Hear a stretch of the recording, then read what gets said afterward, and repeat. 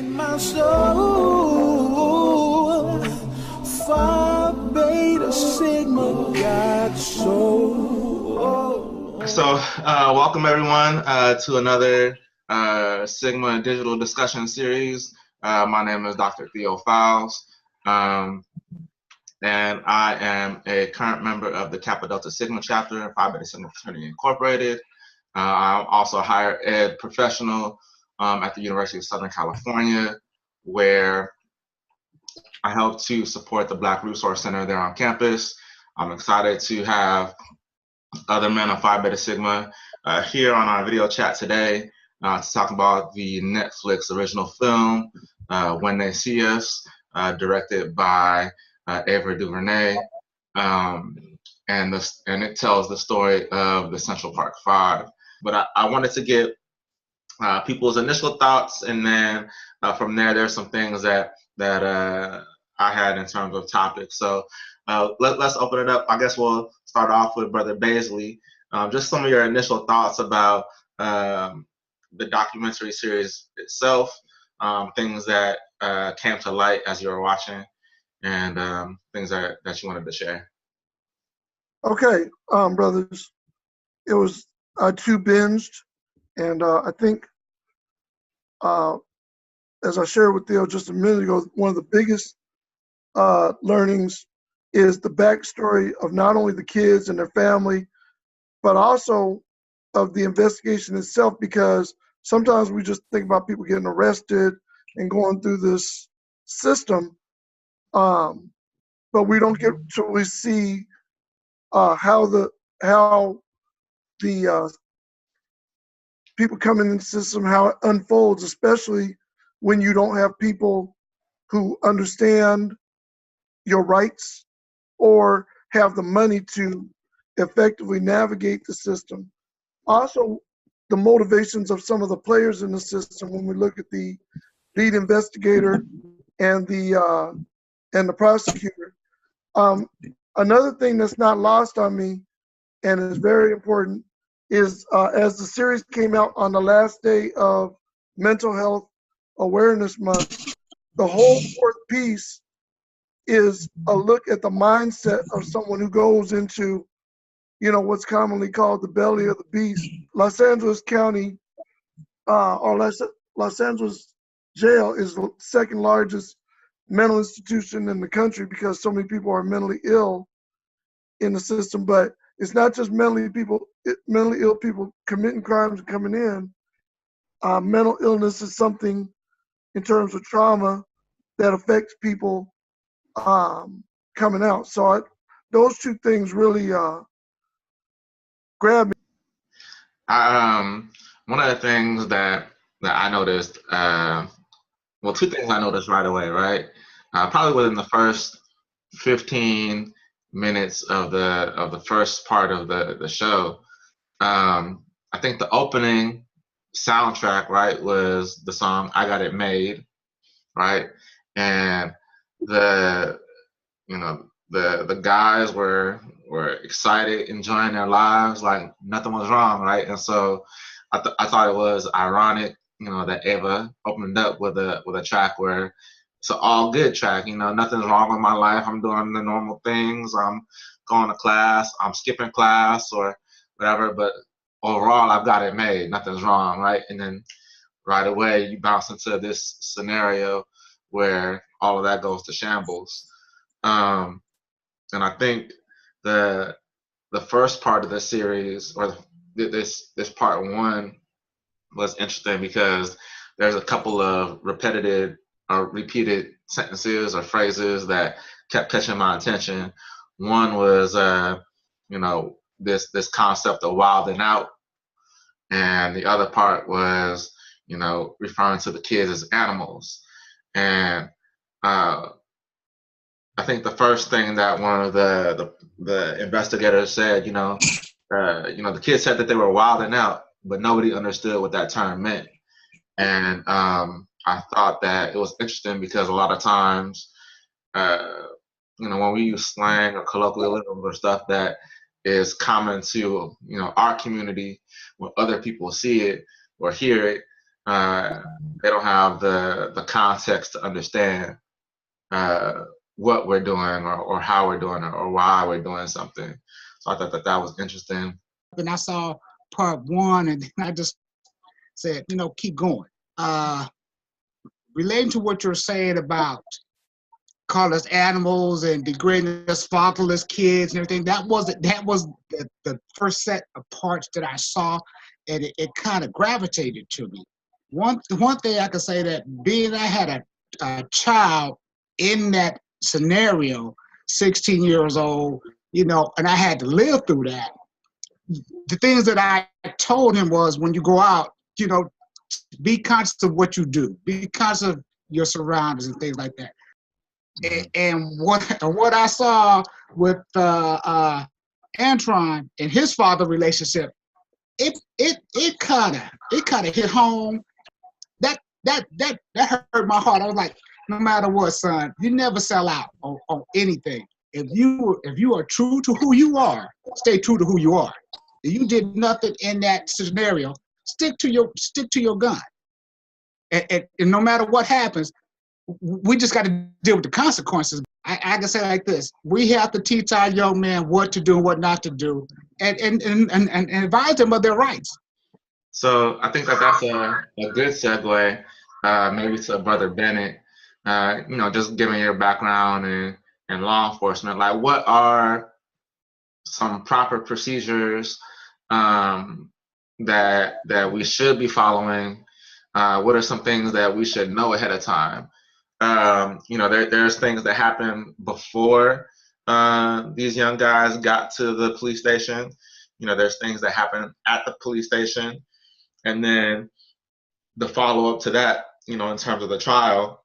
But if you don't understand how the complete system works, there was really only one parent that was able to advocate on behalf of their child, right? Initially, even when the kids first got there. So what would you say are, the initial things or the appropriate protocols for young men to follow, or any person to follow? Okay, first I would say there really is no protocol to follow when the system doesn't go the way it's supposed to work. So in this documentary, or in this case, the police didn't do what they're supposed to do, or they didn't follow any rules. So it's kind of hard to tell you to follow this rule and this rule when there's no rules to be followed. And I also want to say, for those of you who haven't watched the documentary, there's a documentary that came out years ago about this whole case. And it actually showed the actual interviews and some of the footage. So what I would say that you tell your kids is, don't say a damn word to the cops until I get there. That's what you teach your kids. If they're under a certain age, don't say a word until I get there, no matter what they do, no matter what they offer you. But it's not only that we have to educate the children, we have to educate the adults. I think that's important to know, because I think the entire scenario reminded me of the stop and frisk policies that are being debated today. As recently as Eric Garner. Is this right? Is it not right? Do I need to show ID? Do I not need to show ID? And if I do show ID, do I tell you where it is and you get it out of my pocket, or can I put my hand in my pocket? All the things that can run through, a person's mind, when they're facing some sort of authority. So I think that those are some things to consider too. Brother Smith out of Charlotte, and I agree wholeheartedly with the law enforcement officer, retired law enforcement officer. First thing, as he indicated, is if you come into contact with the police and you haven't been charged with anything, at any point in time, you need to say lawyer, lawyer, lawyer. In addition, if you're under the age of 18 in most jurisdictions, you need to say, I need to have contact with my parents. So those are two initial things that you need to automatically place out there in the airwaves. one of the biggest things that criminal defense attorneys say off the top is don't say anything. Fifth Amendment, Fifth Amendment, Fifth Amendment. After the Fifth Amendment, Sixth Amendment, right to an attorney. And one of the things that our youth, as well as we as adults, know that there's implicit racial and socioeconomic bias to begin with. If you looked at that first episode, one of the first things you notice is they were automatically calling the young men turds and animals. So you see that bias off the top. No offense to law enforcement is one thing that criminal defense attorneys attempt and always hold law enforcement officers accountable for is diligence, due diligence. They didn't do a good job of their investigation. There was a rush to judgment off the top. And whenever we're dealing with these systems, we need to know, at the very minimum, the one thing we need to know is attorney. I need a right to have counsel. Don't say anything. And that's from an attorney. It's from a former prosecutor. It's from a former probation officer. You need to say lawyer, lawyer, lawyer. Even the concept of a lawyer, right? I can ask for a lawyer, but at the end of the day, you know, we have lawyer fees and all these kind of things, right? And so it's also interesting that you can ask for, you know, these supports and protections, but then it'll come back to bite you because, you know, of economics. And so, you know, that played out in a particular scenario where we had, you know, Brother Blair Underwood played the role of one of the defense attorneys. But the attorney that the type of attorney he was a divorce lawyer, right? And so it's like we gonna latch on to any particular support that we have, even if it's not the correct one. So I think that's interesting too. You gotta remember, the police are just the public face of a very large prison industrial complex that makes a lot of money, is the biggest industry in our country. So we got to know that you don't just got to look at how do we deal with police, but how do we deal with this entire mechanism that's set to make money off human misery. So just some thoughts. Anybody else had a comment before I bring up another point? Yeah, I mean, I would like to chime in real quick, Brother Brown. I think the biggest thing too is for young men, our interactions, like we have to develop a culture for dealing with the police. And so by that I mean is when you have interactions with police officers that you don't know, especially if they're not Black, a lot of times they already have some type of preconceived notion about who you are and your identity and then how they're going to treat you. So I think for us as Blacks, we have to stay calm. You can't get caught up in the emotional aspect of saying, you can't pull me off, you can't do that. And I think you have to take mental notes.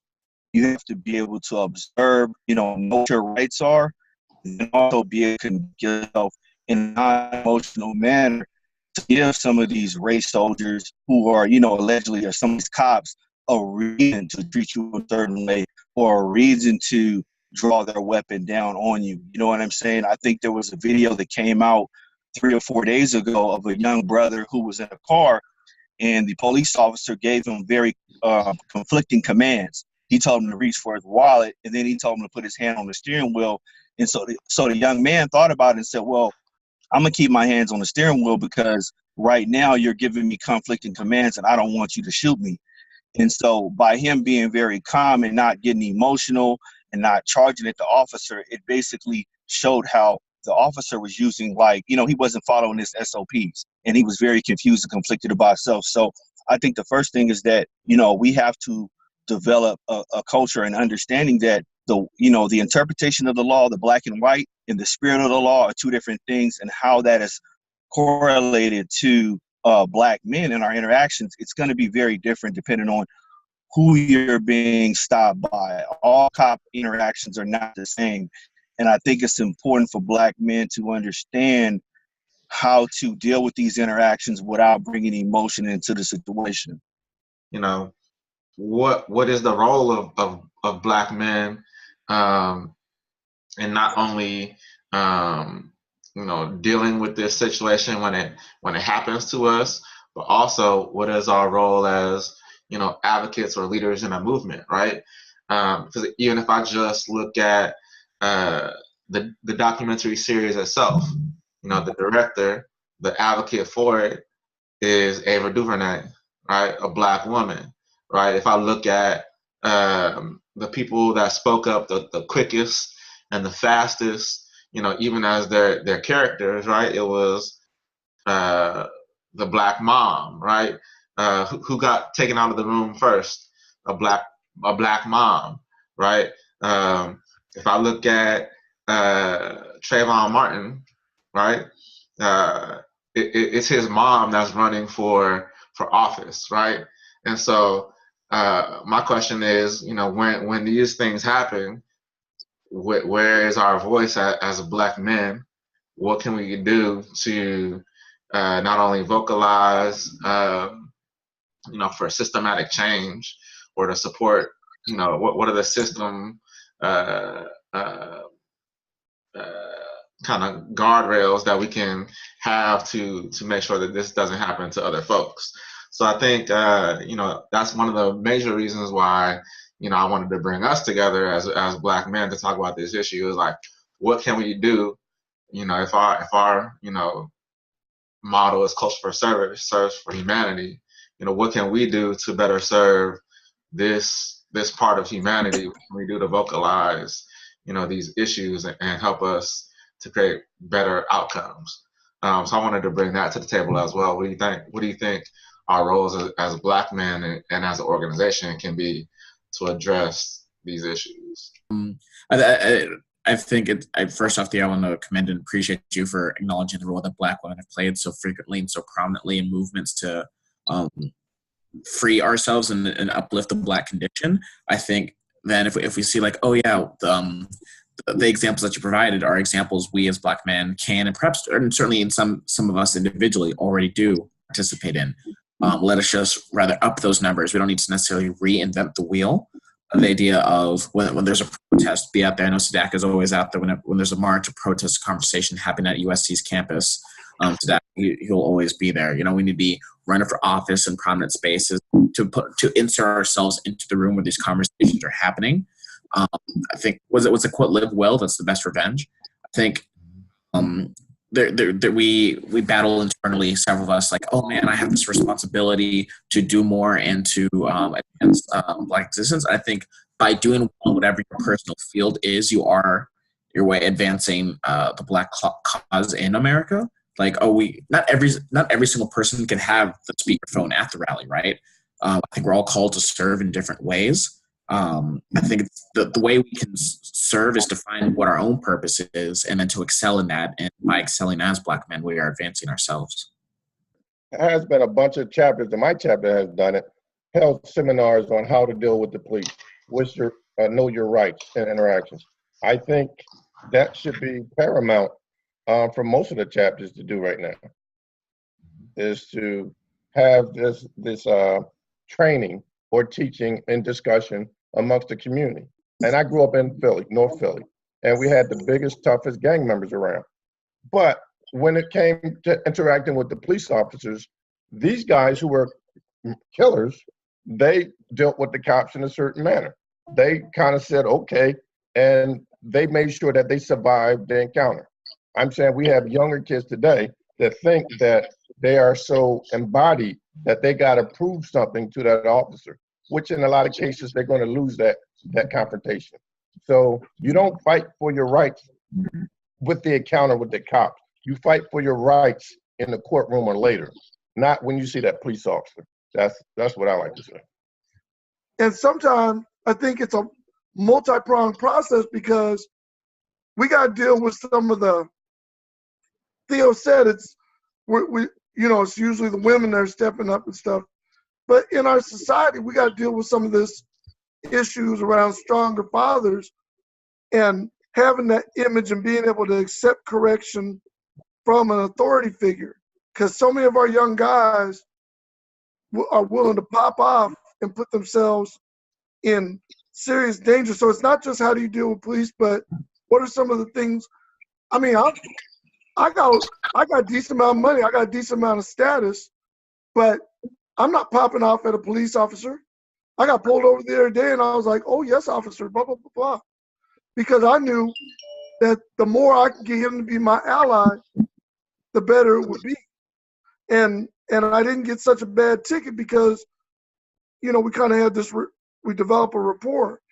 Another thing is constant messaging. What Boca was saying about in whatever you do, spread that awareness, spread that knowledge, do what you do well. Yes. You know, when I walk up and down the hallway and I see these guys out hanging, you know, catch them shooting guys, whatever, I'm constantly talking to them, constantly dropping that seed, man. Look, this is not going to bode well in the future. And so it's this constant engagement with our young people, telling them, hey, there's real life consequences. So I wanted to thank each and every one of you for joining us on this Sigma discussion series. We will have other conversations throughout the summer, but I definitely want to be sure to include you on the next round of discussions. I think having Black men discuss issues that really affect the Black community, Black men in particular, and also you know, our youth is really important. So I thank you for your time today, and we'll catch you on the next one. Phi Beta Sigma God Soul. Phi Beta Sigma God Soul. Said Phi Beta Sigma God Soul.